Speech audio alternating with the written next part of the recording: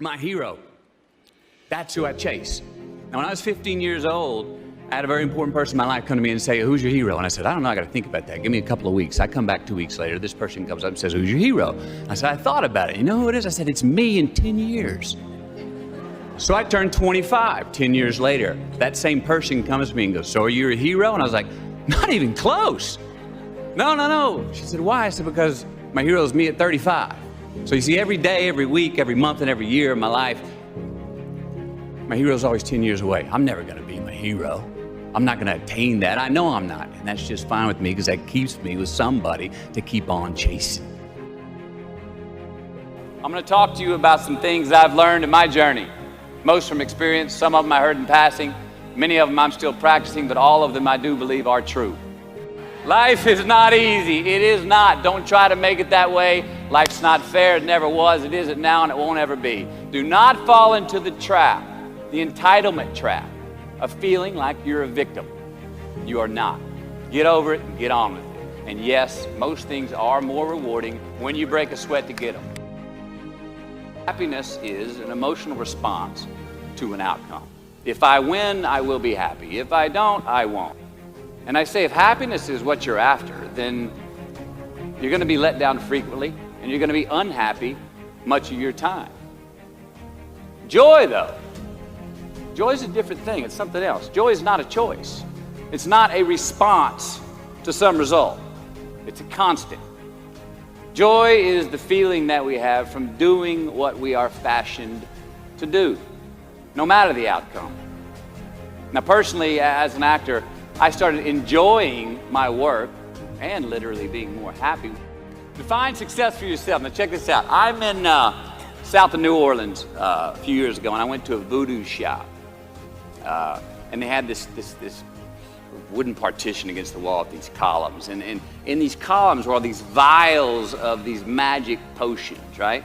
And the headings above each potion defining what they would give you were things like fertility, health, family, legal help, energy, forgiveness, money. Guess which column was empty? Money. Let's admit it. Money is king today. It's what makes the world go round. It is success. The more we have, the more successful we are, right? Now, I would argue that our cultural values have even been financialized. Humility is not in vogue anymore. It's too passive. It's a get-rich-quick on the internet, richest 15 minutes of fame world that we live in, and we see it every day. But we all want to succeed, right? So the question that we got to ask ourselves is what success is to us, what success is to you. Is it more money? Maybe it's a healthy family. Maybe it's a happy marriage. Maybe it's to help others, to be famous, to be spiritually sound, to leave the world a little bit better place than you found it. Continue to ask yourself that question. Now, your answer may change over time, and that's fine. But do yourself this favor. Whatever your answer is, don't choose anything that will jeopardize your soul. Prioritize who you are, who you want to be, and don't spend time with anything that antagonizes your character. Don't drink the Kool-Aid, man. It tastes sweet, but you will get cavities tomorrow, all right? Life is not a popularity contest. Be brave, take the hill, but first answer that question, what's my hill? So first, we have to define success for ourselves. And then we have to put in the work to maintain it. Take that daily tally. Tend our garden. Keep the things that are important to us in good shape. Where you are not is as important as where you are. Defining ourselves by what we are not is the first step that leads us to really knowing who we are. You know that group of friends that you hang out with that they really might not bring out the best in you? You know, they gossip too much, or they're kind of shady. They really aren't going to be there for you in a pinch. Or how about that bar that we keep going to that we always seem to have the worst hangover from? Or that computer screen, right? That computer screen that keeps giving us an excuse not to get out of the house and engage with the world and get some real human interaction. Or how about that food that we keep eating? The stuff that tastes so good going down, it makes us feel like crap the next week. We feel lethargic and we keep putting on weight. Well, those people, those places, those things, stop giving them your time and energy. Just don't go there. I mean, put them down. And when you do this, when you do put them down, when you quit going there, when you quit giving them your time, you inadvertently find yourself spending more time and in more places that are healthy for you, that bring you more joy. Why? Because you just eliminated the who's, the where's, the what's, and the when's that were keeping you from your identity. Like, trust me, too many options, I promise you, too many options will make a tyrant of us all. All right, so get rid of the excess, the wasted time. Decrease your options. And if you do this, you will have accidentally, almost innocently, put in front of you what is important to you by process of elimination. Knowing who we are is hard. It's hard. So give yourself a break. Eliminate who you are not first, and you're going to find yourself where you need to be. Don't leave crumbs. And the beauty of delayed gratification. So what are crumbs? Well, the crumbs I'm talking about are the choices that we make that make us have to look over our shoulder in the future. You didn't pay that guy back the money that you owed him, and tonight you just saw him 3 rows behind you. Shit. You slept around on your spouse, and you just found out that tomorrow she and the lady you're having an affair with are going to be at the same PTA meeting. Shit again. You drank too much last night. You're too hungover to drive your son to his 8 a.m. Saturday morning baseball practice. These are the crumbs. They come in the form of regret, guilt, and remorse. You leave crumbs today, they will cause you more stress tomorrow. And they disallow you from creating a customized future in which you do not have to look over your shoulder. So let's flip the script. Instead of creating outcomes that take from us, let's create more outcomes that pay us back, fill us up, keep your fire lit, turn you on for the most amount of time in your future. These are the choices I'm talking about. And this is the beauty of delayed gratification. All right, tee yourself up. Do yourself a favor. Make the choices, the purchases today that pay you back tomorrow. Residuals.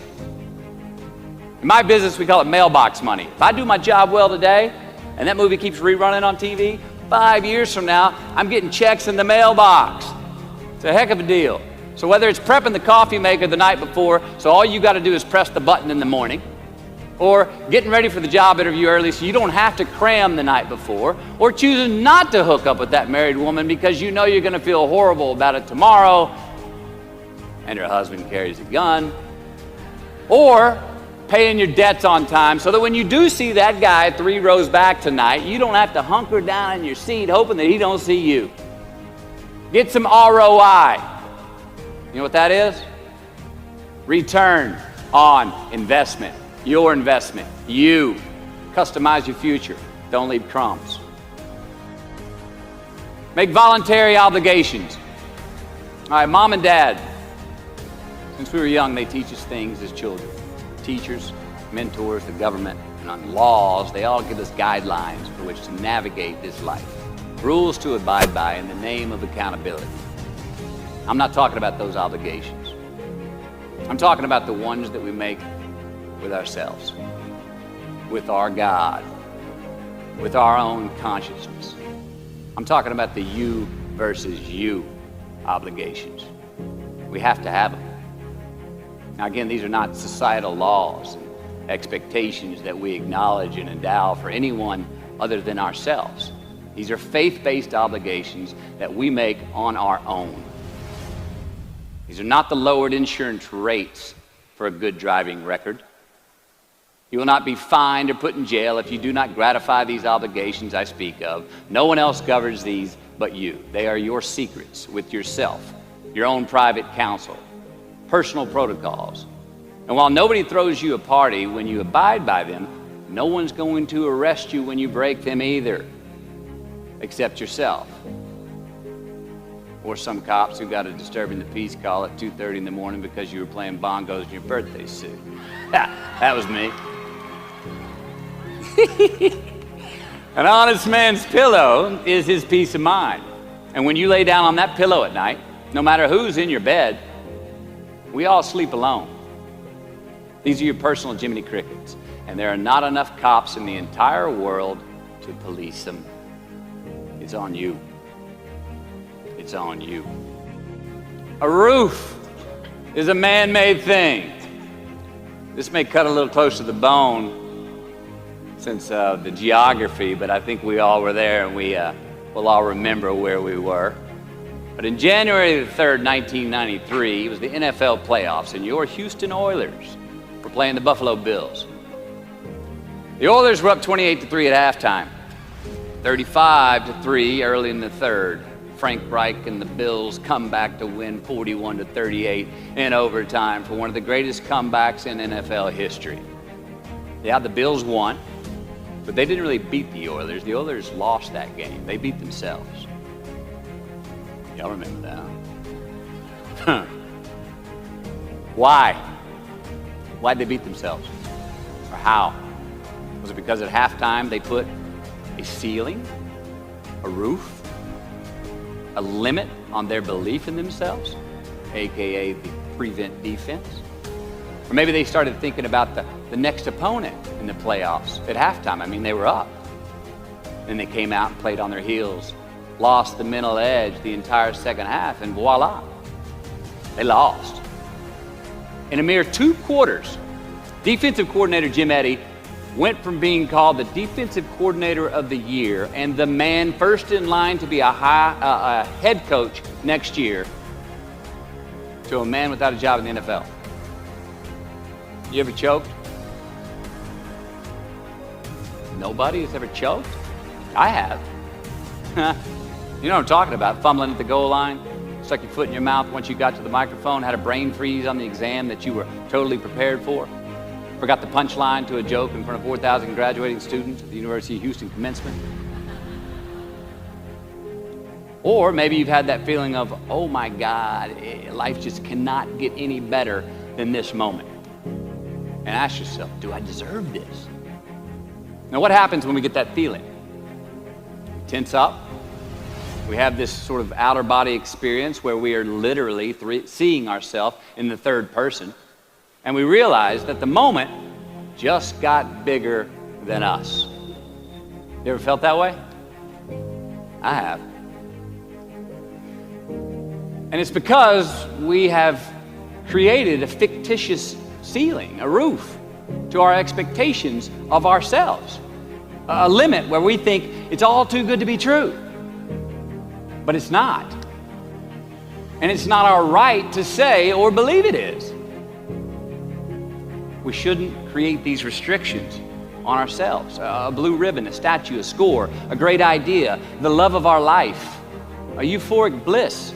Who are we to think that we don't deserve or haven't earned these gifts when we get them? It's not our right. But if we stay in process, all right, within ourselves, in the joy of the doing, we will never choke at the finish line. Why? Because we aren't thinking of the finish line. Because we're not looking at the clock. We're not watching ourselves on the Jumbotron performing the very act that we're in the middle of. No, we're in process. The approach is the destination, and we are never finished. Bo Jackson, what did he do? He used to run over the goal line, through the end zone, and up the tunnel. The greatest snipers and marksmen in the world, they don't aim at the target. They aim on the other side of the target. We do our best when our destinations are beyond the measurement, when our reach continually exceeds our grasp, and when we have immortal finish lines. And when we do this, the race is never over. The journey has no port. The adventure never ends because we are always on the way. So do this, and let somebody else come up and tap you on the shoulder and say, hey, you scored. Let them run up and tap you on the shoulder and say, man, you won. Let them come tell you, you can go home now. Let them say, I love you too. Let them say, thank you. Take the lid off the man-made roofs that we put above ourselves and always play like an underdog. Here we go. The late and great University of Texas football coach Darrell Royal. I don't know if y'all remember him. He won a national championship in '69. He won a couple of national championships. You know Darrell Royal? He was a friend of mine and a good friend to many people. Now, a lot of people looked up to this man. One of the people looked up to him was a musician named Larry. Now, at this time in his life, Larry was in the prime of his country music career. He had #1 hits, and his life was rolling.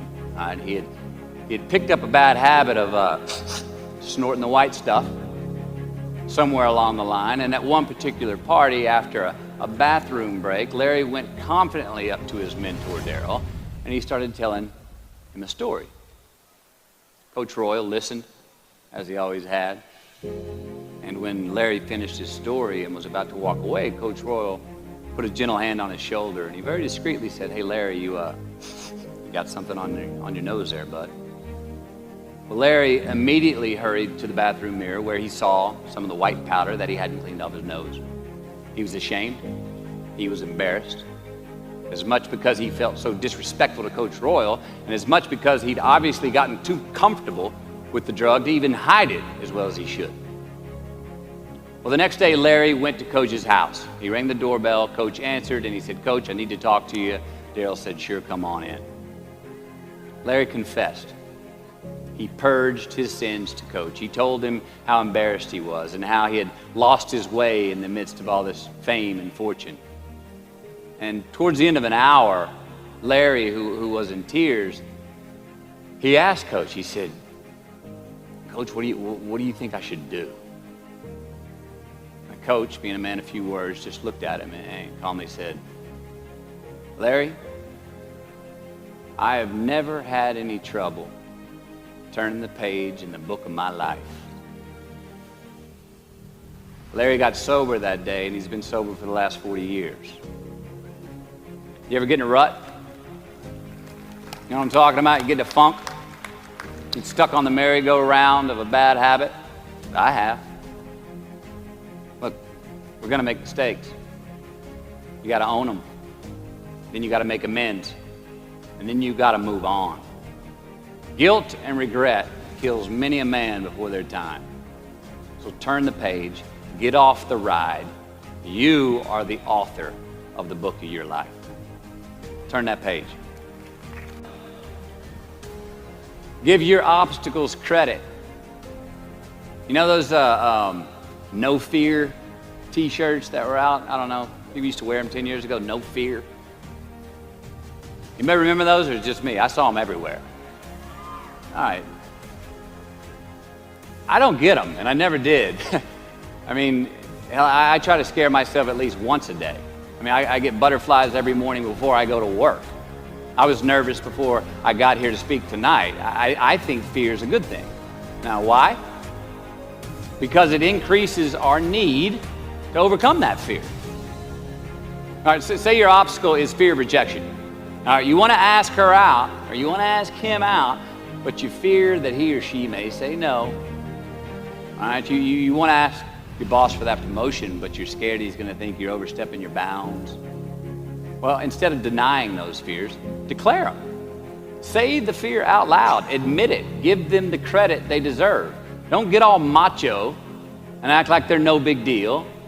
And don't get paralyzed by denying that they exist and therefore abandoning your need to overcome them. I mean, I'd even subscribe to the belief that we're all destined to have to do the thing that we fear the most anyway, at some point. So give your obstacles credit, and you will, 1, find the courage to overcome them, or you will, 2, see more clearly that they're not really worth prevailing over.